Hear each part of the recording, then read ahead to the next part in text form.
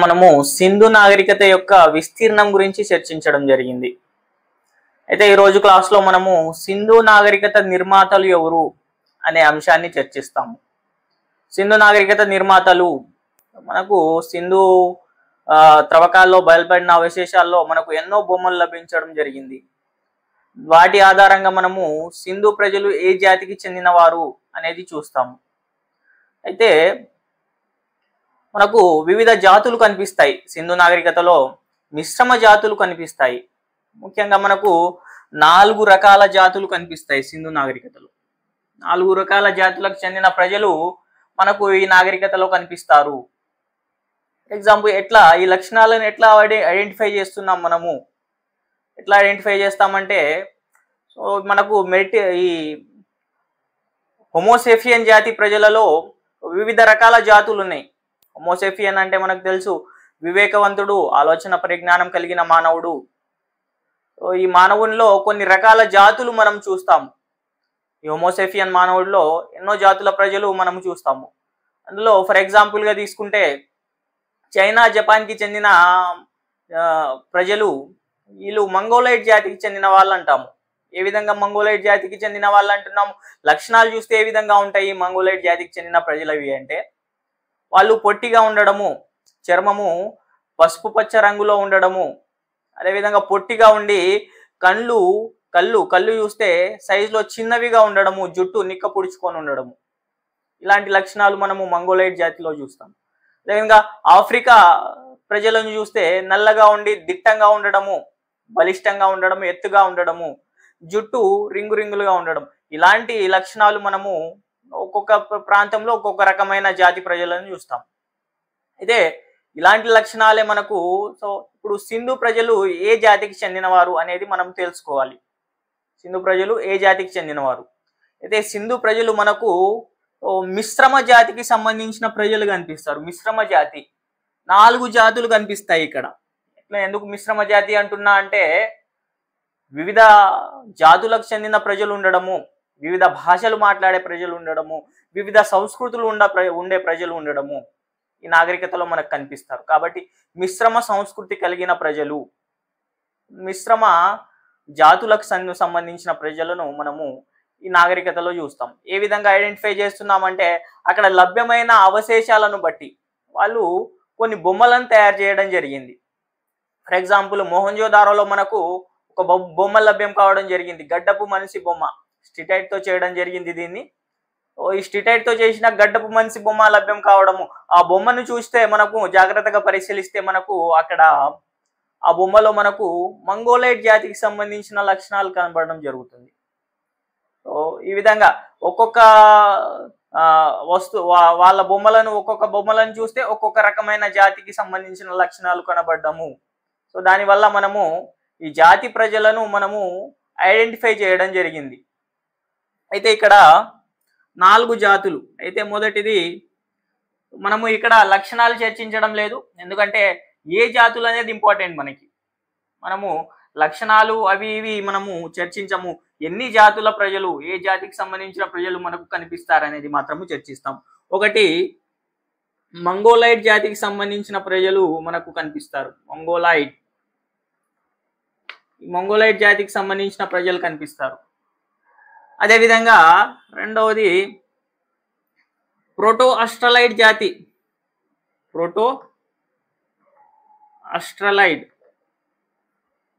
ఈ ప్రోటో ఆస్ట్రలైడ్ జాతికి సంబంధించిన ప్రజలు కూడా కనిపిస్తారు. ఈ జాతికి సంబంధించిన ప్రజలు. మూడవది మంగోలైడ్ జాతి, ప్రోటో ఆస్ట్రలైడ్ జాతి, అదేవిధంగా ఆల్ఫినైడ్ జాతి.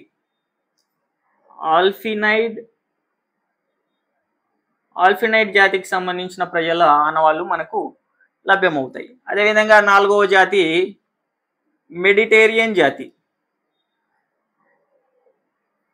మెడిటేరియన్ జాతికి సంబంధించిన ప్రజలు కూడా మెడిటేరియనియన్ జాతికి సంబంధించిన ప్రజలు.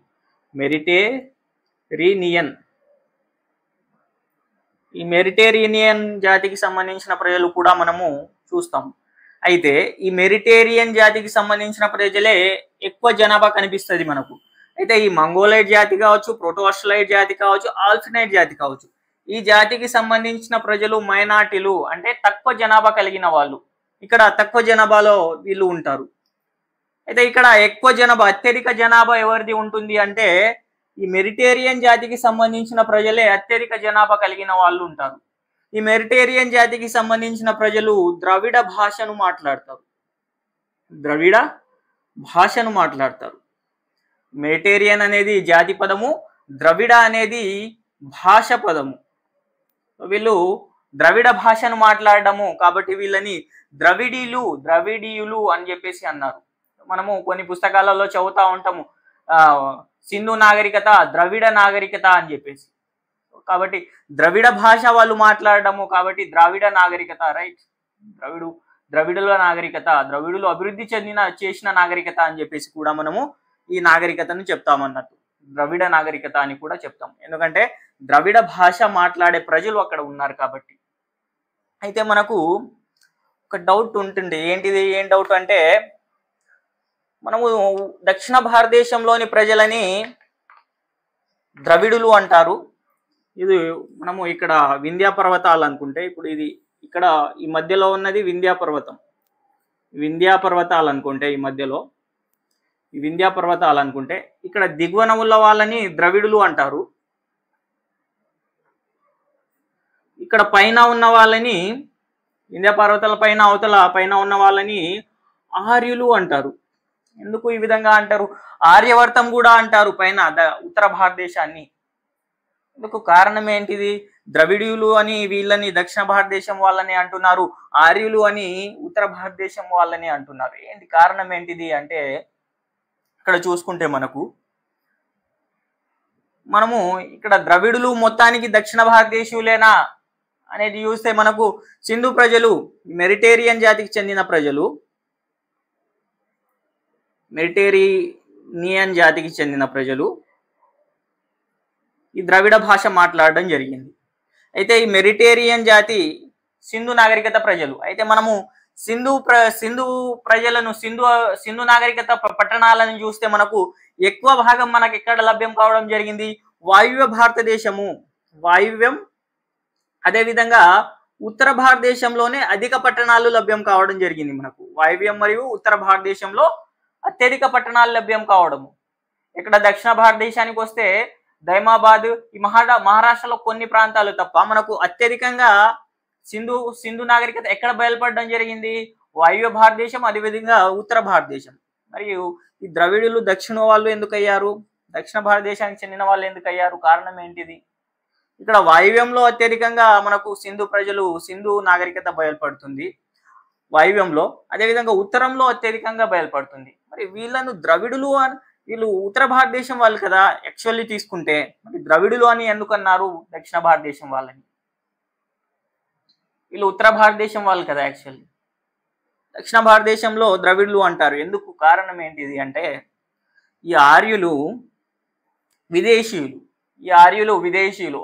ఇది ఒక హైపోథెసిస్ మాత్రమే, ఒక పరికల్పన, చరిత్రకారులు చేసిన పరికల్పన మాత్రమే గుర్తించాలి. ఇక్కడ చరిత్రకారులు సరైన ఆధారాలు లభ్యం కాని ఎడల ఏం చేస్తారంటే ఒక సిద్ధాంతాన్ని డెవలప్ చేస్తారు. వాళ్ళే స్వయంగా ఒక సిద్ధాంతాన్ని డెవలప్ చేసి, ఒక పరికల్పన అంటాం దాన్ని, ఒక పరికల్పనను డెవలప్ చేసి ఊహాగానం కూడా అనొచ్చు. ఒక ఊహాజనితమైన సిద్ధాంతాన్ని డెవలప్ చేయడము, దాన్ని పరికల్పన అంటాం, హైపోథెసిస్. ఈ విధంగా డెవలప్ చేయడం జరుగుతుంది. ఆ విధంగా డెవలప్ చేసిందే ఈ సిద్ధాంతం కూడా. ఏమన్నారు వాళ్ళు అంటే ఈ ఆర్యులు విదేశీయులు, వీళ్ళు వచ్చిన తర్వాత వీళ్ళు సింధు ప్రజలను ఓడించి ఈ ఉత్తర భారతదేశంలో, ఈ వాయువ్య భారతదేశంలో ఉన్న సింధు ప్రజలను ఓడించి ఈ ఉత్తర భారతదేశాన్ని ఆక్రమించుకోవడము, ఈ ఉత్తర భారతదేశాన్ని ఆక్రమించుకున్నారు ఆర్యులు. ఆక్రమించుకొని ఈ సింధు నాగరికతకు సంబంధించిన ప్రజలు ఎవరైతే ద్రవిడులు ఉన్నారో వాళ్ళని దక్షిణానికి నెట్టివేయడం వల్ల ఈ ద్రవిడులు దక్షిణానికి వచ్చేయడం జరిగింది. అంటే వీళ్ళను సింధు ప్రజలను ఆర్యులు ఓడించి దక్షిణానికి నెట్టివేయడం జరిగింది. కాబట్టి ద్రవిడులు దక్షిణ భారతదేశానికి చెందిన వాళ్ళు, ఆర్యులు ఉత్తర భారతదేశానికి చెందిన వాళ్ళు అనే ఒక పరికల్పన మాత్రమే ఇది. ఈ విధంగా ద్రవిడులు అంటారు దక్షిణ భారతదేశం వాళ్ళని, ఆర్యులను ఉత్తర భారతదేశం వాళ్ళు అంటారు, ఆర్యవర్తం అని కూడా అంటారు. ఇది ఒక పరికల్పన మాత్రమే, ఊహాజనితమైన పరికల్పన. ఇది ఈ విధంగా చరిత్రకారులు పరికల్పన చేయడం జరిగింది. ఇక్కడ ఇంపార్టెంట్ ఏంటిదంటే ఇది ఆర్యులు, ఆర్య అనేది భాష పదం, ఆర్య అనేది. వీళ్ళు ఆర్యులు నార్డిక్ జాతికి చెందిన వాళ్ళు, నార్డిక్ జాతికి చెందిన ప్రజలు ఆర్య అనే భాష మాట్లాడేవారు కాబట్టి ఆర్యులు అన్నారు. ఇక్కడ ఈ ద్రవిడులు ఏ జాతికి చెందిన వాళ్ళు? మెడిటేరియన్ జాతికి చెందిన వాళ్ళు. ఈ మెడిటేరియన్ జాతికి చెందిన వాళ్ళు ద్రవిడ భాష మాట్లాడేవాళ్ళు. ఈ ద్రవిడ అనేది భాష పదం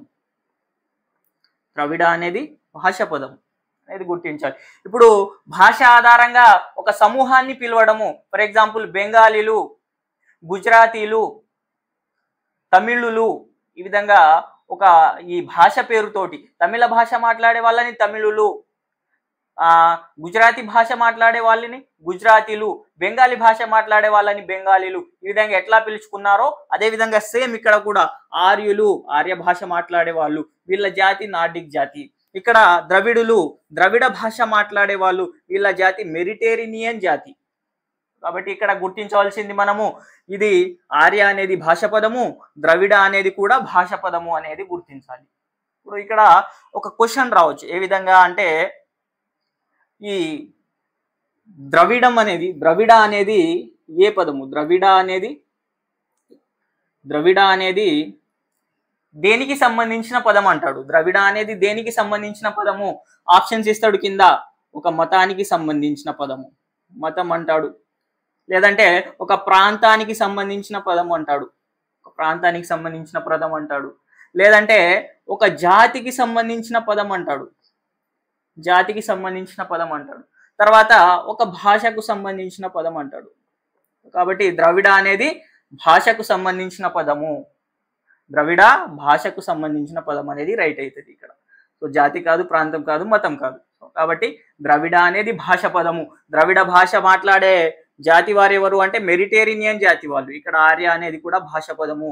సో ఆర్య అనేది భాష పదము, వీళ్ళు నార్డిక్ జాతికి చెందిన ప్రజలు. అయితే మనం ఆర్యుల గురించి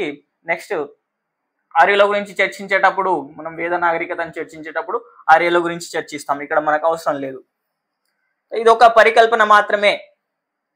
వాళ్ళు ద్రవిడులు, ఆర్యులు ఉత్తర భారతదేశానికి చెందిన వాళ్ళు, దక్షిణ భారతదేశానికి చెందిన ద్రవిడులు అనేది ఒక పరికల్పన. ఈ విధంగా క్రియేట్ చేయడం జరిగింది పరికల్పన అనేది. నెక్స్ట్ ఇది నిర్మాతల గురించి. నెక్స్ట్ మనము తీసుకుంటే మనకు సింధు నాగరికత యొక్క ఆవిర్భావం గురించి చూడాలి మనం. ఆవిర్భావం సింధు నాగరికత ఆవిర్భావము. సింధు నాగరికతను అభివృద్ధి చేసిన వాళ్ళు ఎవరు? విదేశీయుల, స్వదేశీయుల, ఇది చూడాలి. ఆవిర్భావం ఎవరు డెవలప్ చేశారు ఈ నాగరికతను, ఎవరు అభివృద్ధి చేయడం జరిగింది? విదేశీయులు అభివృద్ధి చేయడం జరిగిందా, స్వదేశీయులు అభివృద్ధి చేయడం జరిగిందా? అయితే ఇక్కడ చూసుకుంటే మనము మార్టిమర్ వీలర్ అనే ఒక పురావస్తు శాస్త్రవేత్త,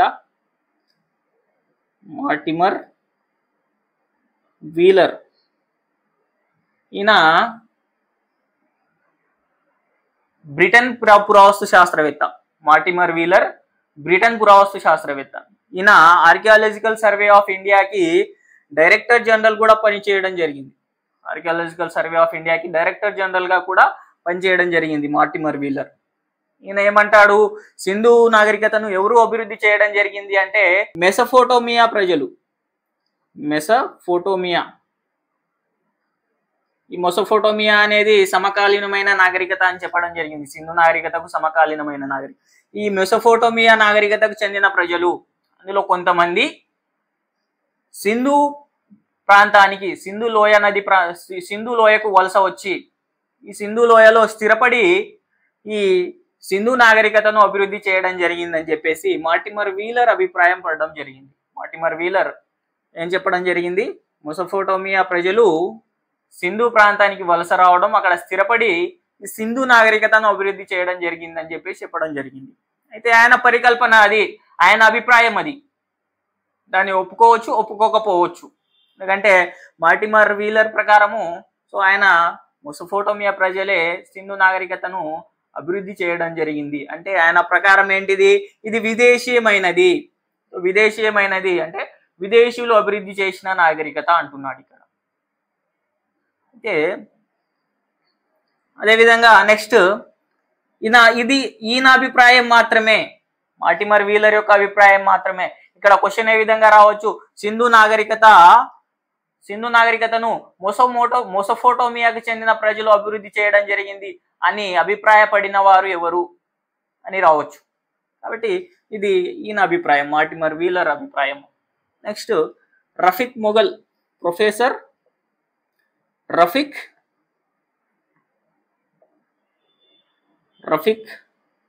మొఘల్, ప్రొఫెసర్ రఫీక్ మొఘల్ ఈయన పాకిస్తాన్కి చెందిన పురావస్తు శాస్త్రవేత్త. ప్రొఫెసర్ రఫీక్ మొఘల్ అనే అతను. ఈయన ఏమన్నాడు, ఈయన అభిప్రాయం ప్రకారం ఏంటిది అంటే, సో ఈయన కూడా ఏమన్నాడు అంటే బలూచిస్తాన్కి సంబంధించిన ప్రజలు, ఈ బలూచిస్తాన్ ప్రస్తుతం పాకిస్తాన్లో ఒక రాష్ట్రము, బలూచిస్తాను ప్రస్తుత పాకిస్తాన్లోని ఒక రాష్ట్రము.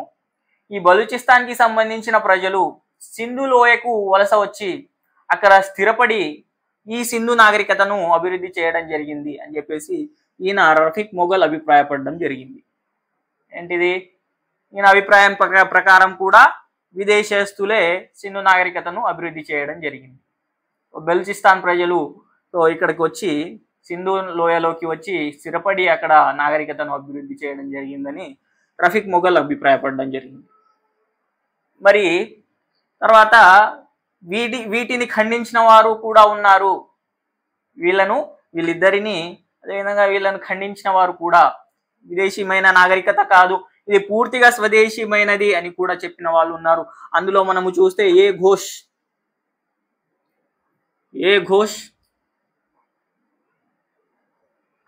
మరియు హెచ్డి శంకాలియా వీళ్ళిద్దరూ భారతీయ పురావస్తు శాస్త్రవేత్తలు. ఏ ఘోష్ మరియు హెచ్డి శంకాలియా భారతీయ పురావస్తు శాస్త్రవేత్తలు. వీళ్ళ అభిప్రాయం ప్రకారము సింధు నాగరికత స్వదేశీయమైనదే. సింధు నాగరికత అనేది పూర్తిగా భారతీయులు అభివృద్ధి చేసిన నాగరికత. ఇది భారతీయులు అభివృద్ధి చేసిన నాగరికత, పూర్తిగా భారతీయ గడ్డపై అభివృద్ధి చెందిన నాగరికత, భారతీయులు అభివృద్ధి చేయడం జరిగింది అని చెప్పేసి ఏ ఘోష్ మరియు హెచ్డి శంకాలియా అభిప్రాయపడడం జరిగింది. ఏమన్నారు వీళ్ళు అంటే, ఈ భారతీయులే సో క్రమంగా అభివృద్ధిని సాధిస్తూ సో క్రమంగా వీళ్ళు సింధు నాగరికతను అభివృద్ధి చేయడం జరిగింది అని చెప్పేసి ఏ ఘోష్ మరియు హెచ్డి శంకాలియా అభిప్రాయపడడం జరిగింది. అయితే ఈ విధంగా వివిధ రకాల అభిప్రాయాలు, వివిధ రకాల పరికల్పనలు మనము ఖచ్చితమైన ఆధారం లేనప్పుడు మాత్రమే చూస్తాము. ఖచ్చితమైన ఆధారాలు లేనప్పుడు చరిత్రకారులు, పురావస్తు శాస్త్రవేత్తలు వివిధ వివిధ పరికల్పనలను క్రియేట్ చేసి చెప్పడము, హైపోథెసిస్ ని క్రియేట్ చేసి చెప్పడము సో మనము చూస్తూ ఉంటాం అన్నట్టు. ఇదంతా సింధు నాగరికతకు సంబంధించిన నిర్మాతాలు, అదేవిధంగా సింధు నాగరికత ఆవిర్భావం విదేశీయమైనదా స్వదేశీయమైనదా, సో ఎవరి అభిప్రాయం ఏంటిది అనే అంశాలను మనము చర్చించడం జరిగింది. నెక్స్ట్ క్లాస్లో మనము సో సింధు నాగరికత యొక్క ప్రధాన పట్టణాలను చూస్తాం. Thank you so much. ఏమన్నా డౌట్ ఉంటే కమెంట్ చేయండి. మళ్ళీ నెక్స్ట్ వీడియోలో క్లారిటీగా నేను ఎక్స్ప్లెయిన్ చేయడానికి ప్రయత్నం చేస్తాను. ఖచ్చితంగా కమెంట్ చేయడం మర్చిపోకండి. ప్రతి వీడియో చూడండి, పూర్తిగా చూడడానికి ప్రయత్నం చేయండి.